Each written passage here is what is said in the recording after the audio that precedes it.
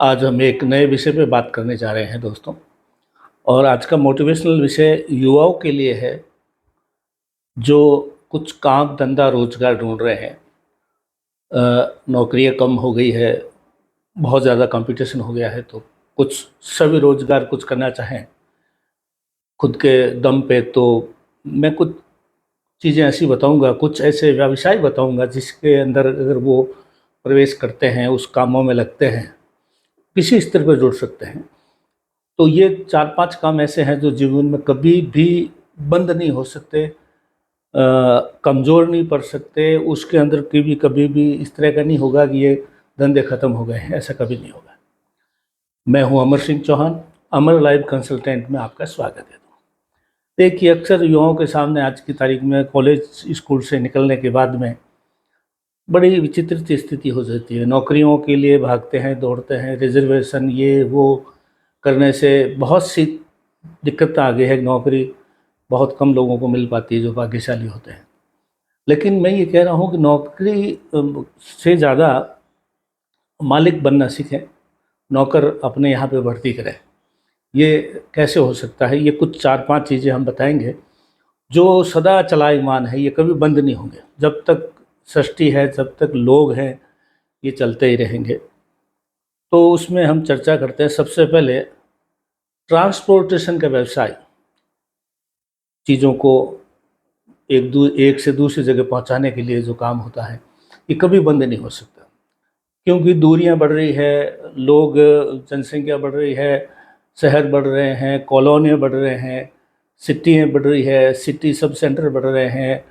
इस तरह से विस्तार ही विस्तार हो रहा है। तो एक जगह से दूसरी जगह खाली यात्रा के लिए नहीं, सामान पहुंचाने के लिए, सुविधा पहुंचाने के लिए उनके कुछ सीनियर सिटीजन हैं या कुछ ऐसे लोग हैं जो खुद अपने कोई चीज़ नहीं कर सकते, तो उनके लिए कुछ ऐसे प्लेटफार्म तैयार किया जा सकते हैं, कुछ एप्लीकेशन तैयार की जा सकती है जिससे लोगों को घर बैठे मदद मिल जाए। तो पहले तो आप देखिए, नॉर्मली हम दुकान पे जाते थे पुराने समय में, जहाँ पे दुकानदार आगे बैठा रहता था, सामान पीछे बंद होता था, दिखता भी नहीं था। फिर थोड़ा समय बदला, दुकानदार पीछे गया, आगे कैबिन लग गया जिसमें कांच के लगे हुए हैं, सामान आपको दिख रहा है। फिर थोड़े सालों पहले हमने देखा शॉपिंग मॉल खुल गए बड़े बड़े, मालिक कहाँ बैठा है पता ही नहीं, सामान ही सामान है, आप घूम फिर के सामान ले लो। आज की तारीख में ये है कि शॉपिंग मॉल भी खाली पड़े हैं, लोग जाना ही नहीं चाहते हैं घर से बाहर, दूसरे कामों में व्यस्त है, खुद के काम में व्यस्त है। अब सामान लाने के लिए गाड़ी निकालो, पेट्रोल चलाओ, वहाँ ढूंढो फिरो, गाड़ी की पार्किंग करो, उसके बाद में आपको सामान ढूंढ के लाओ, आधा दिन पूरा दिन खराब हो जाता है, पैसे अलग। तो जो चीज़ें महसूस की थी किसने? अमेज़न ने। अमेज़न क्या करता है? वो खुद कुछ नहीं बनाता है।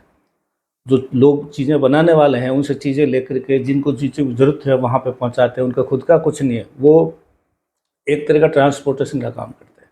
ऑनलाइन आपने अप्लाई किया, तो वो चीज़ आई, उसने वहाँ से आपके पास लाके कोरियर वाला देके चला जाता है। इसी तरीके से एक जगह से दूसरी जगह चीज़ें जो है वो इन चीज़ों का है।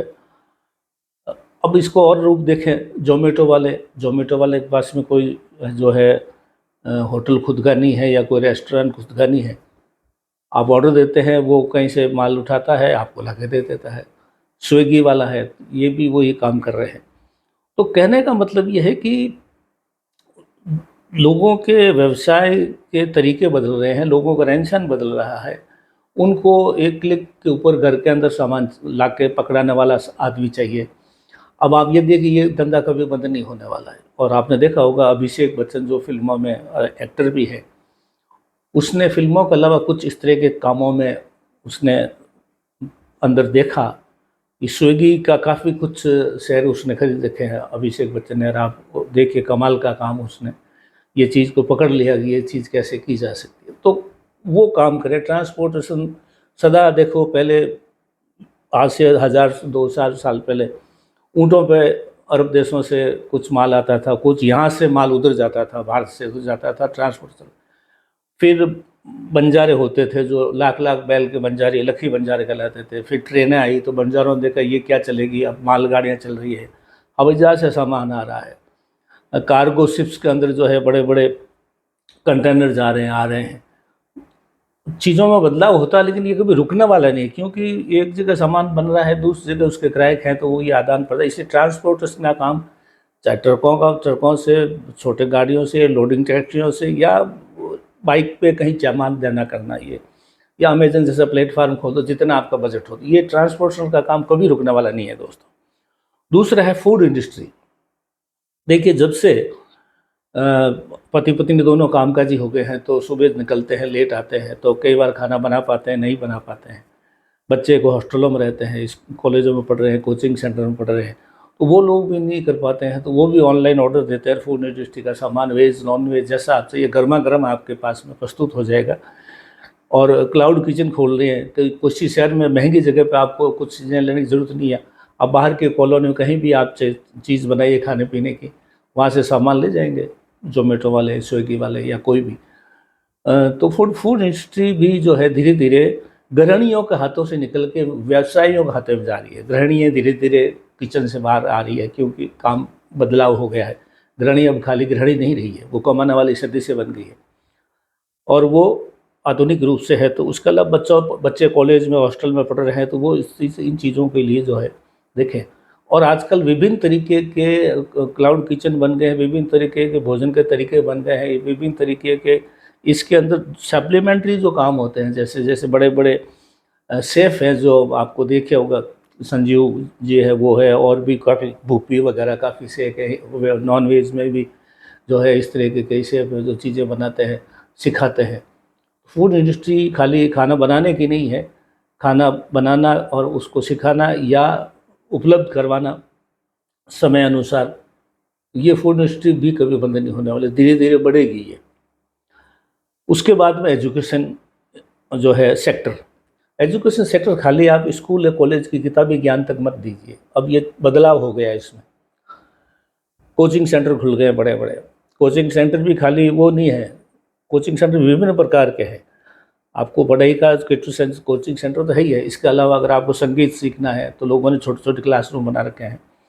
आपको क्रिकेट सीखना है, आपको बंसरी बांसुरी बजाना सीखना है, आपको जो है कुछ भी ऐसी चीज़ सीख रहे हैं, आपको पेंटिंग सीखनी है, आपको कुछ भी सीखना है, ये सब एजुकेशन सेक्टर में आते हैं।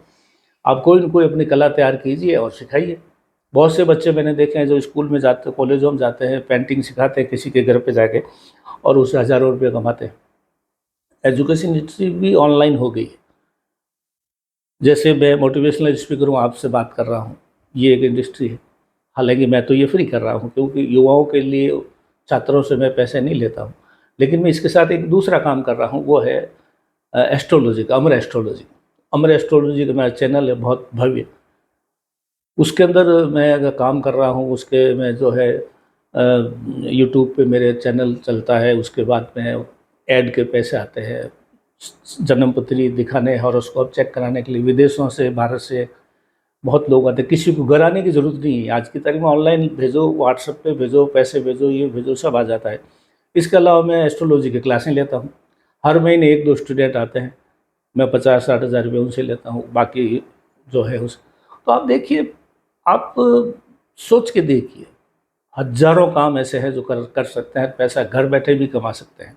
तो एजुकेशन सेक्टर में खाली स्कूली शिक्षा, कॉलेज शिक्षा वो मत देखिए, इसमें लंबा चौड़ा प्लेटफॉर्म है, जो चाहे वो कर सकते हो, ज्ञान आप सीख लो और करो।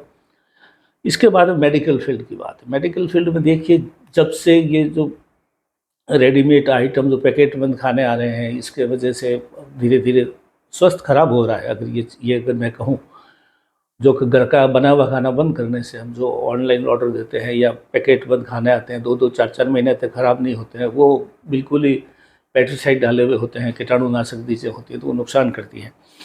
तो चाहे एलोपैथी हो या आयुर्वेदी हो या होम्योपैथी हो, या इसमें इसके अंदर भी बहुत लंबी रेंज है। जैसे बाबा रामदेव जी ने पतंजलि के माध्यम से आप देखिए बहुत बड़ा साम्राज्य खड़ा कर दिया।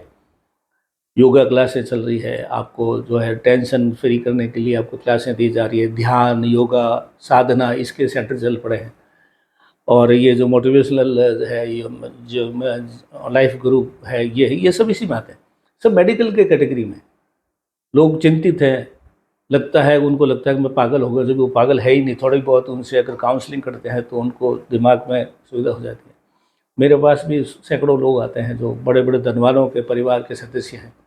वो एक भाई बहुत अच्छा काम कर रहा है, दूसरा किसी वजह से नहीं कर पा रहा, जैसे मुकेश अंबानी या अनिल अंबानी के जैसे। तो कई बार सेम घर के दो बेटे होते हैं, वो कई बार टेंशन में आ जाते हैं, तो वो हमारे पास काउंसलिंग के लिए आते हैं। तो मेडिकल फील्ड खाली दवाइयों का नहीं है या खाली लेबोरेटरी का नहीं है, इसके अंदर लंबी चौड़ी चीज़ें हैं जो कोई न कहीं से आप अपने आप को वहाँ पे स्थापित कर सकते हो। तो ये जब दुनिया है, जब तक लोग हैं, जब तक जनसंख्या है, और भारत जैसे देश में तो जनसंख्या की कमी नहीं है, तो आप कुछ भी सोच के ये 4-5 काम है, ये कभी ख़त्म होने वाले नहीं जो मैंने बताए हैं। तो इस चीज़ को जो है आप महसूस कीजिए, इस तरह की चीज़ों में घुसिए। ये मैंने एक बड़ी बड़ी आउटलाइन बताई है आपको, इसके अंदर आप जो आदमी खुद करना चाहेगा तो उसको तो बहुत ही ज़्यादा अंदर डीप में जाना पड़ेगा, तो वो चीज़ें मिलेगी दोस्तों। तो कभी आप खाली नौकरी के लिए नहीं मिल रही है नौकरी, परेशान उदासीन मत हो। ये पूरा समाज दुनिया आपके सामने है, सभी पूरा ये व्यापार है आपके सामने। 140 करोड़ लोग भारत में मौजूद है। आप सोचिए अब क्या कमी हो सकती है आपके पास में, कोई काम शुरू करने की बात है। तो ये हमने बताया युवाओं के, छात्रों के लिए कि आप जो है ये 5-4 काम जो हमने 4 काम बताए हैं, ये तो है ही है। आप सोच के देखो, ऐसे खूब काम है, तो कुछ भी हो जाए। अभी कोरोना के टाइम में सब कुछ बंद हो गया, लेकिन ये सब चल रहे थे। कोरोना में लोगों की दुकानें बंद हो गई, लेकिन ट्रांसपोर्टेशन चल रहा था, फूड इंडस्ट्री चल रही थी, एजुकेशन इंडस्ट्री चल रही थी, और ये जो है मेडिकल फील्ड चल रहा था। तो अमर लाइफ कंसल्टेंट में आज इतने ही दोस्तों। इसको सोचें समझें, और आप चाहें तो हमारे से बात भी कर सकते हैं। हमारे मोबाइल नंबर जो है हमारे इसके वीडियो के साथ में जो पर्टिकुलर हमने दे रखे हैं, उसमें सब कुछ है। आज इतना ही, धन्यवाद।